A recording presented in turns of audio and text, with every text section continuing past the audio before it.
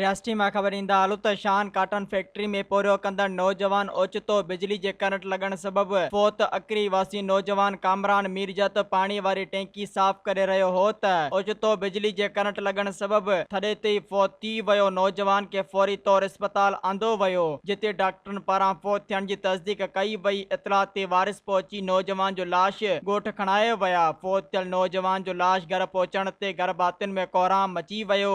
उन सिलसिले में डायरेक्टर शान कॉटन फैक्ट्री प्रेमचंद कोहिस्तानी राब्ते करण ते ॿुधायो त नौजवान कामरान मीरजत पाणी वारी टैंकी साफ़ करे रहियो हो त बिजली जो ओचितो करंट लगण सबबि फौत थी वियो। हिन चयो त असां पंहिंजे वर्कर सां गॾु बीठल आहियूं। फौती नौजवान जी हर मुमकिन मदद ऐं माली सहायता कई वेंदी।